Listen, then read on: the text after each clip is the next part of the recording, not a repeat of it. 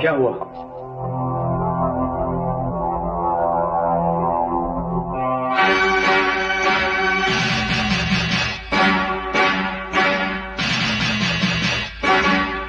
क्या बात है? हम तुम्हें गिरफ्तार करने आए हैं। और ये रहा तुम्हारी गिरफ्तारी का वारंट। लेकिन मेरा जुर्म क्या है? जुर्म क्या है? ये तुम्हें पुलिस स्टेशन में पता चलेगा। चलो। ठहरिए, ये हाथ दूर कीजिए और मुंह से बात कीजिए। तुम हमें धमकी दे रहे हो? धमकी नहीं, समझा रहा हूं। मेरा जुर्म बता दो, मैं आपके साथ चलने के लिए तैयार हूं। हमारे पास वारंट है और जुर्म का कारण पुलिस स्टेशन में है, इसलिए तुम्हें हर हालत में हमारे साथ चलना होगा। और अगर मैं ना चलूं तो फिर जबरदस्ती करनी पड़ेगी। और अगर हम जबरदस्ती पर उतर आए तो शायद गोलियां भी चल सकती हैं। गोलियों की आंखें नहीं होती है ना, अंधी होती हैं बेचारी। मुजरिम के साथ साथ बेगुनाहों का भी सीना चीर कर निकल जाती है। हो सकता है तुम्हारी इस हरकत से बस्ती के बेगुनाह लोगों की जानें चली जाए और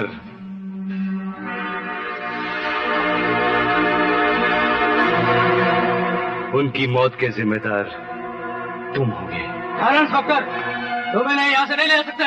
जबरदस्ती ले जाने की कोशिश करोगे तो ढेर सारी लाशों की दीवार खड़ी हो जाएगी। ठहरो, कोई आगे नहीं बढ़ेगा। मैंने कोई जुर्म नहीं किया है, इसलिए दुनिया का कोई भी कानून मुझे गिरफ्तार नहीं कर सकता। मैं बहुत जल्द वापस लौट आऊंगा। ठीक है, चलिए।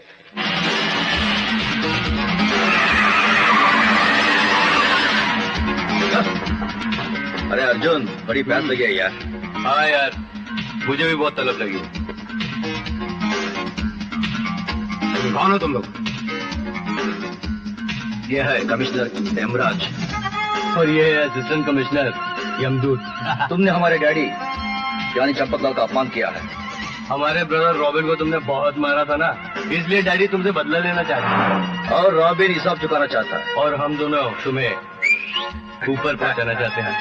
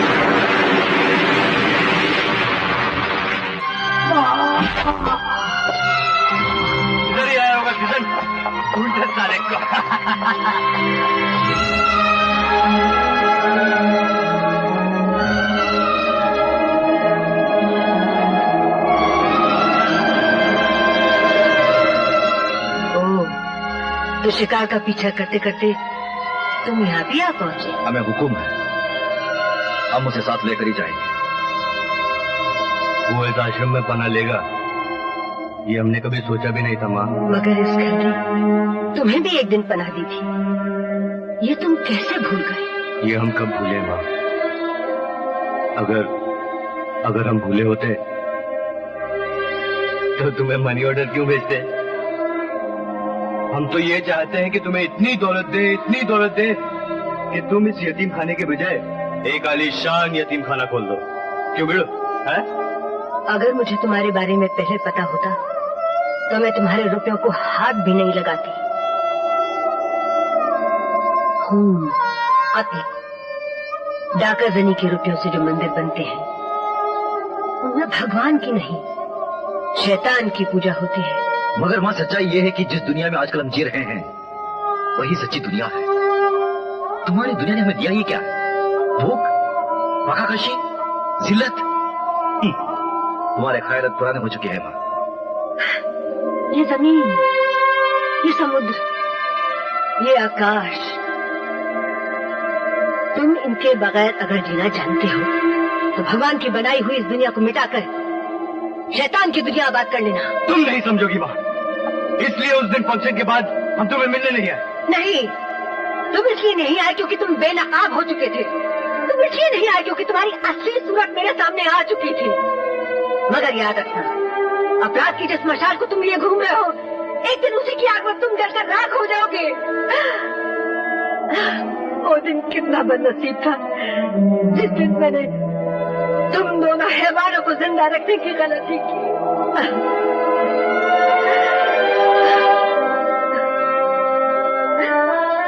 काश उस दिन मैंने तुम्हें भूख से पिलकने के लिए वही छोड़ दिया होता माँ, और तुम्हें वही कचरे के डिब्बे में सोने के लिए छोड़ दिया होता। माँ, हमारे रास्ते से हट जा माँ। हमें अपना काम करने दो माँ, वो कहीं भाग ना जाए। चलो अर्जुन। रुक जाओ, तुम्हें मेरे खून की कसम। हमें खून की कसम देकर रोकने की कोशिश मत करना।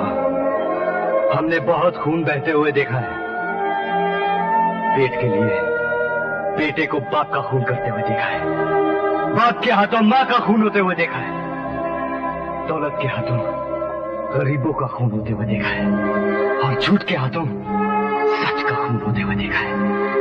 हमने इतना खून देखा है माँ, कि अब खून की कीमत पानी से भी सस्ती लगने लगी है। और फिर किस खून की कसम देकर तुम हमें रोक रही हो? आज के बाजार में खून की कोई कीमत नहीं रही माँ। जहाँ लोग खून बेचते हैं और रोटी खरीदते हैं, जो चीज बिक जाती है उसकी कसम नहीं दी जाती। तुम खून चाहते हो, तुम इसका खून चाहते हो। अच्छी बात है, ये मेरे खून की रेखा है। पहले इसे पार करो, फिर इसका खून। आओ, बढ़ो आगे, बढ़ो आगे। अरे गोली मारो ऐसी बात को। वो औरत हमारे रास्ते में आएगी ना तो गोली मार डालेगा। अकेला खामोश, जबान को लगाम दे, नहीं तो हम तेरी जान ले लेंगे। वो हमारी माँ है माँ। अगर तूने माँ के खिलाफ कुछ बोला ना तो तेरे गले की नली काटकर गटर की नली में फेंक देंगे, समझाते? अरे नहीं बेटा, नहीं, ये तो बेवकूफ आदमी है। मार खाने के बाद इसकी अकल इसकी नाक के रास्ते बह गई है। तुम्हारी माँ को कुछ बोल सकता है? कुछ नहीं बोलेगा, इसकी मैं जिम्मेदारी लेता हूँ। कुछ नहीं बोलेगा तुम्हारी माँ के बारे में। समझा देना ऐसे। समझा देता हूँ। जो तुम आराम करो, जो आराम करो, जो। ये लोग हमारा खाते हैं, हमारा पीते हैं, ऊपर से एक औरत के नाम को धमकी देते हैं। अबे चल। धमकी देते हैं। तू साला किसी दिन बीच औरत में लोग जूते खिला देगा। इस बर्फ में बदबू है, स्टिंक्स। ये बर्फ नहीं है, गोबर है, जख्म के लिए अच्छा होता है। हाँ, खून बहुत बह चुका है। मैं वायदा नहीं कर सकता कि मैं इसे बचा भी सकूंगा या। मैं जानती हूँ डॉक्टर साहब कि इलाज और दवाओं की एक सीमा होती है। जब दवाओं का असर खत्म हो जाता है तो दुआओं की सीमा शुरू होती है। आप अपना इलाज जारी रखिए, मैं अपनी प्रार्थना जारी रखती हूँ।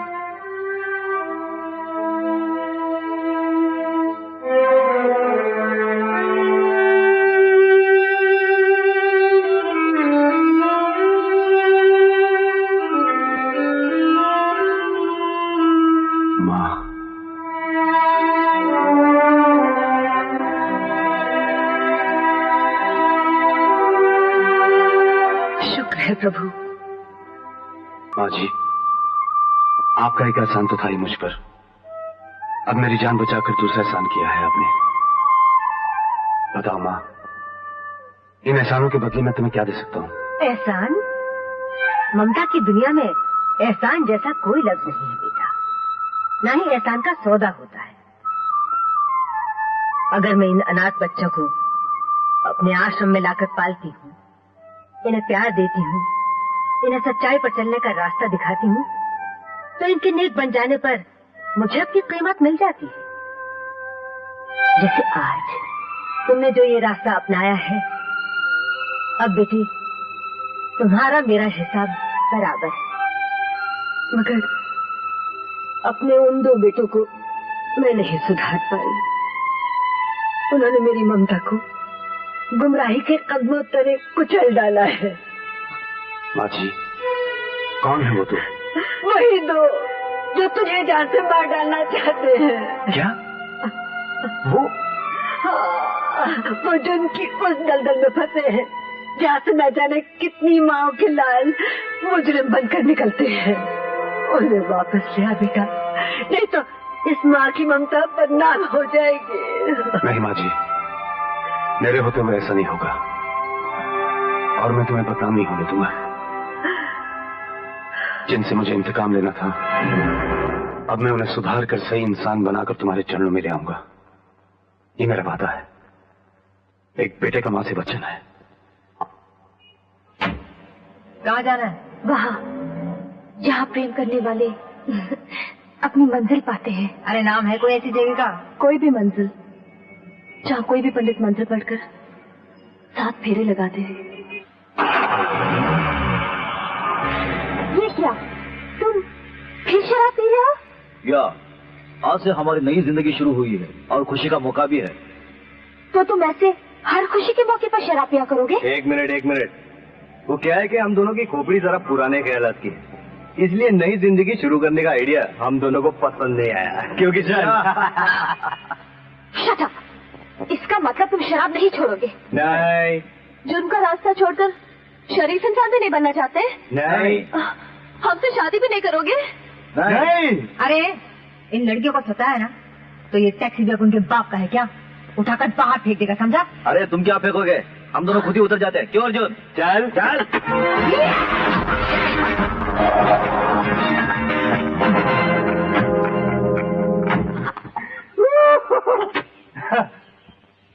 तुम जिस रास्ते पर चल रहे हो उसका अंजाम मौत है। अगर कहीं शादी करते ही तुम्हें किसी ने मार डाला तो मुझे सारी जिंदगी विधवा बनकर जीना पड़ेगा। और तुम्हें पता है, अगर पुलिस ने तुम्हें जुर्म करते हुए गिरफ्तार कर लिया और उम्र कैद की सजा हो गई, तो जानते हो सारी जिंदगी मुझे तुम्हारे इंतजार में बैठे रहना होगा। तो क्या हुआ, प्यार में तो कुर्बानी करनी ही पड़ती है। क्यों अर्जुन? हाँ यार किशन। अगर तुम लोग हमारा इंतजार नहीं कर सकते तो कोई अच्छी जगह ढूंढकर आत्महत्या कर लो, साला छुटकारा भी मिल जाएगा। क्यों किसान? चले गए आत्महत्या करने। अरे आप क्या? ऐसी जगह ले चलो जहाँ आत्महत्या कर सके। हाँ।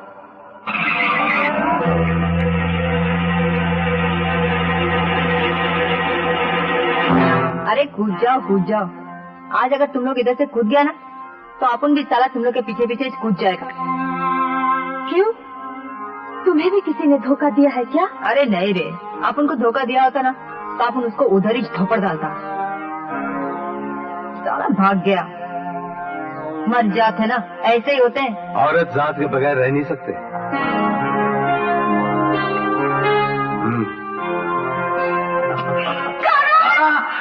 कहाँ मर गया था तू? नहीं, ये हमसे नहीं होगा। अरे इसमें सोचने की क्या बात है? आत्महत्या करने से तो अच्छा है कि उन दोनों को नरक से निकालो और करण की मदद करो। मगर हम उन्हें शराब पीने से रोकना चाहते हैं, और तुम तो कह रही हो कि हम उन्हें शराब पिलाएं? अरे एक दिन और पी लेंगे तो क्या मर जाएंगे? तुम दोनों समझे नहीं। अगर तुम उन्हें होश में यहाँ लेकर आई तो यहाँ खून खराबा हो सकता है, और शायद हम तीनों की लाशें तुम्हें यहाँ मिले। और अगर शराब पिला के लाई तो हो सकता मैं उन्हें सही रास्ता दिखा सकूं। अब फैसला तुम्हारे हाथ में है। ये मंदिर है क्या? और नहीं तो क्या नजर आता है? साले कितना बेड़ा पीकर आए। जा जा अंदर जा। अर्जुन, ये मंदिर है। ये मंदिर है? या ये मंदिर है। चलो। जय हो जय हो। ये मंदिर है। अगर ये मंदिर है, ये मंदिर है क्या? तो साला पुजारी किधर गया? पुजारी इधर है। दाने दाने पे लिखा है खाने वाले का नाम और गोली गोली पे लिखा है मरने वाले का नाम। हैरान हो ना कि ये गोलियां तुम्हारे सीने में उतरने से पहले पिघल क्यों गई? ये उन आंसुओं का असर है जो एक देवी ने बहाए तुम दो नालायक बेटों के लिए। देखो भगवान बंद करो। तुम हमें मारना चाहते हो ना? मार। हम मौत से नहीं डरते हैं। तुम मौत से इसलिए नहीं डरते क्योंकि जो तुम्हारे अन्नदाता बने हैं उन्होंने कहा है कि मौत से तुम शहीद हो जाओगे। और शहीद तो तुम उस दिन हो गए थे जिस दिन तुम्हारे बाप के प्यादे ने तुम्हारी माँ को कोठे पे भिगवाया था और तुम्हें कचरे के डब्बे में। वो बाप उन अन्नदाताओं में से एक है। बकवास कर रहा है ये तुम्हें बहका रहा है। मैं बहका नहीं रहा हूँ, वो पुलिस कमिश्नर तुम्हें बहका रहा है जिसने शादी के बजाय तुम्हारी मौत का प्रोग्राम बनाया है। कोई सबूत है तुम्हारा? है। अगर मैं गलत साबित हुआ तो ये लो रिवॉल्वर और इसकी सारी गोलियां मेरे सीने में दाग देना। और अगर मैं सही साबित हुआ तो हम वही करेंगे जो तुम चाहते हो। ये ठीक कहते हैं बेटे, ये ठीक कहते हैं। वो प्यादा मैं जिसने तुझे कचरे के डब्बे में फेंक दिया था वो मैं हूँ। मैं जानता हूँ तू नाजायज नहीं बेटा। मैं जानता हूँ तेरा बाप कौन है, तेरी माँ कौन है, वो कहाँ रहती है, मैं जानता हूँ बेटे।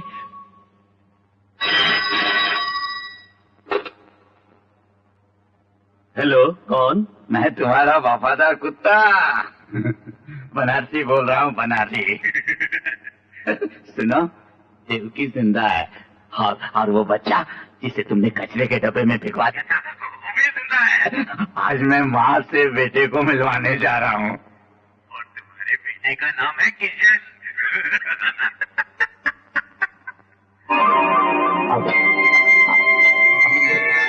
गली की उस तरफ रहती है तुम्हारी माँ, ये कोढ़ियों की बस्ती बेटा। आ जाओ आ जाओ बेटा। बेटा मेरे हाथ से मुझे इस गंदगी से निकाल ले बेटा।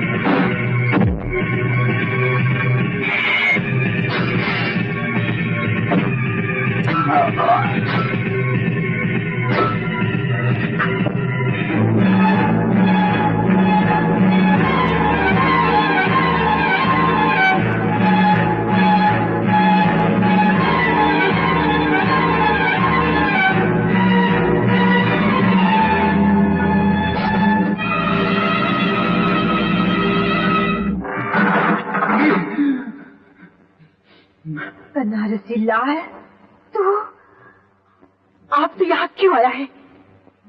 क्या इस बुढ़े बीमार जिस्म का कोई खरीदार है जिसे तू लेकर आया है? तेरे अमानत वापस करने मुझे, तेरे बेटे को तेरे वाली करने देवकी।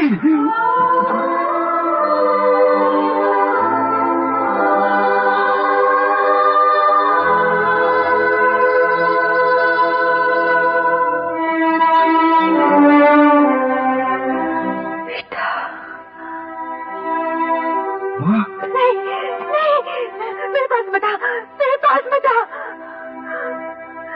इस भागिन की तकदीर ने वैसे ये हक भी छीन लिया कि मैं अपना औलाद पर सीधे से लगा सकूं। मैं लायक नहीं। मैं क्यों मत मुझे मुझे कौन है? माँ, रोग जिस्मों का होता है माँ, आत्माओं का नहीं। और फिर एक माँ का दूध अगर बच्चे के 1000 बीमारियों को ठीक कर सकता है, तो फिर बेटे की मोहब्बत माँ की बीमारियों का मरहम क्यों नहीं बन सकती? माँ, माँ, चल मेरे साथ, तेरे कदमों से मेरा घर मंदिर बन जाएगा। माँ, मंदिर बन जाएगा, चल मेरे साथ। नहीं बेटे, मुझे पाप का भागी मत बना। मैं तो गुनाह के दलदल में गिरी हुई नहीं माँ, भगवान की मूर्ति अगर गलती से कीचड़ में गिर जाए तो वो नापाक नहीं हो जाती है माँ। बिन देखे जैसे लोग ईश्वर की पूजा करते हैं, वैसे मैंने तेरी पूजा की है माँ। मत कर बेटे। माँ, बचपन से आज तक मुझे अपनी माँ से जिद करने का मौका ही नहीं मिला। जिंदगी में एक बार, सिर्फ एक बार अपने बेटे को जिद पूरी कर लेने दे माँ। माँ, मैं तेरे पांव पड़ता हूँ माँ, तेरी हर मजबूरी, हर बीमारी मैं अपने ऊपर ले लूंगा। तू इनकार मत कर। एक बार अपने बेटे को गले से लगा ले माँ, गले से लगा ले माँ।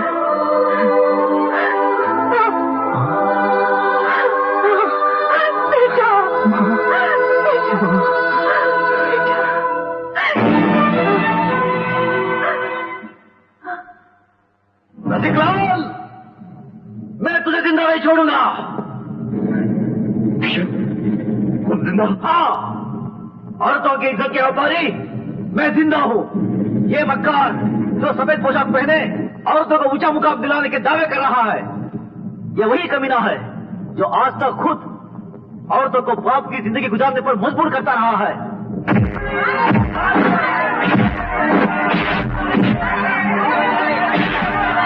इस समाज में बहुत सारी औरतें जिसके बाप की निशानियां, जिसके हराम के औलादे लिए हुए दुनिया से मुंह छुपाती फिर रही है। और उन हराम के औलादों में उन बाप की निशानी में से जो एक निशानी आपके सामने खड़ा है, वो मैं हूं।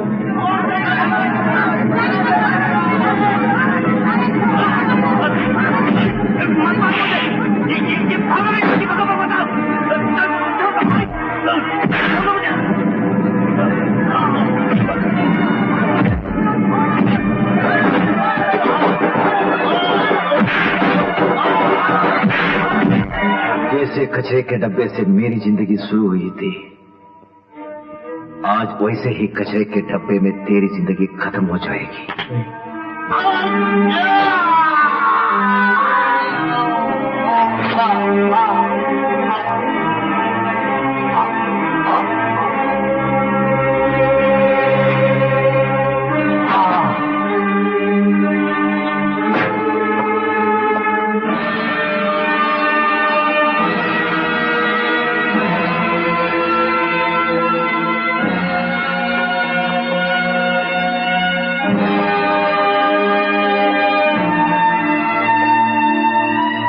गिरफ्तार कर लो मुझे इंस्पेक्टर, ताकि इस दुनिया को पता चल जाए कि एक हरामी बेटे ने अपने हरामी बाप का खून कर दिया।